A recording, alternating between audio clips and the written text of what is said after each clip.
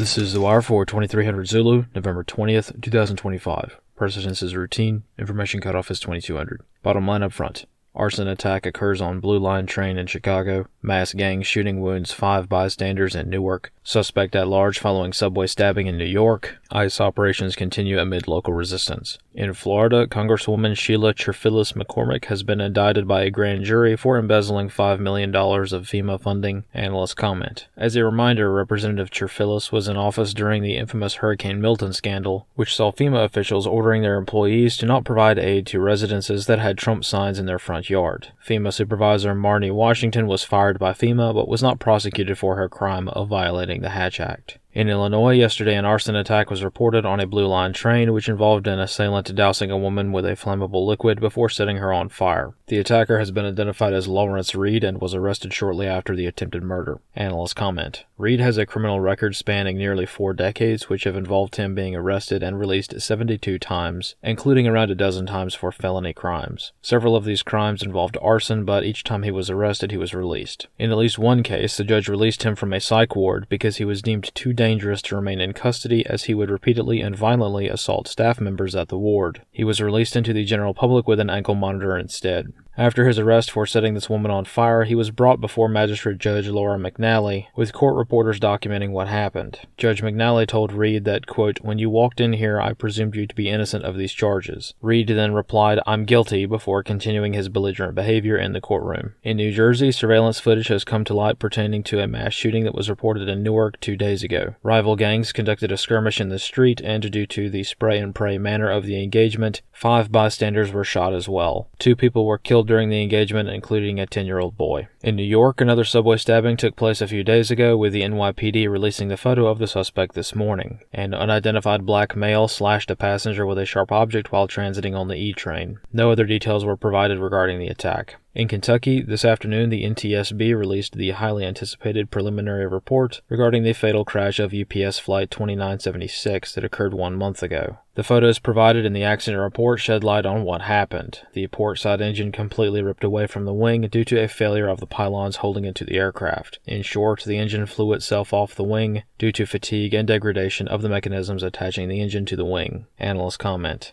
Now we know why the FAA grounded all MD-11 and DC-10 aircraft in the United States immediately after the crash. In just 6 images, the NTSB told the whole story, strongly indicating that the crash of Flight 2976 bears striking resemblance to the deadliest aviation accident in U.S. history, the crash of American Airlines Flight 191, which crashed in a nearly identical manner while departing Chicago back in 1979. That aircraft was a DC-10, and 273 people were killed during that incident. Analyst comments for this wire. Counter-illegal immigration operations continue around the country as resistance to deportations continues to escalate. In North Carolina, the city of Charlotte has experienced a halt of nearly all construction projects due to illegal workers not showing up to job sites. Media groups and politicians alike also continue to help illegals evade detection. Nearly identical efforts have been noted in most major U.S. cities as NGOs continue to openly fund efforts to combat ICE. Community watch organizations have also immediately popped up in Charlotte, mostly from the Siembra organization. Yesterday, an elderly woman was observed posted at the door of Safeway Foods Latin Supermarket at 4459 Central Avenue, serving as a lookout for ICE personnel. Similar efforts have been observed up and down Central Avenue, which indicates the scale of the problem and the lengths that people will go to in order to protect extremely violent criminals from detention. This is exactly what the cartels do in Mexico, though they usually hire children to serve as halcones or falcons, which is a common code word for lookout. In Charlotte, however, NGOs with very large budgets don't need to conceal their behavior or use code words. They are allowed to aid and abet violent criminals evading detection, which is convenient for identifying exactly which businesses are frequented by criminals. Otherwise, the resistance in Charlotte so far has been significant, mostly concentrated on Central Avenue. Some residents have claimed to have identified one of the hotels where ICE agents are billeted during the deployment, and have taken to shouting obscenities via megaphone in the parking lot throughout the night, nearly identical to what happened in Los Angeles during the raids there. Other road rage incidents are extremely common. Every single location where ICE agents go, they are assaulted and threatened by random members of the public. Many vehicle ramming attacks have taken place and are relatively common now nationwide. Many local businesses have taken to social media to announce their temporary closure while ICE is in town. They can't risk their employees getting deported, so they have to close up shop. As a reminder, ICE is not really targeting illegals just for being illegal, even though they could. However, due to the amount of screeching online, they are mostly focusing on hardened criminals who also happen to be illegal immigrants. This is certainly a PR effort so that whenever some pundit or politician cries foul during a more kinetic arrest, the feds can point out that the person they were arresting has a rap sheet a mile long. This is important to consider in the context of the immigration operations shifting from city to city around the U.S. Charlotte and Raleigh are being worked right now, and pretty much everyone that has been arrested so far is a serious criminal with a long history of violence, just like all of the other cities rated so far. This concludes The Wire for 2300 Zulu, November 20th, 2025.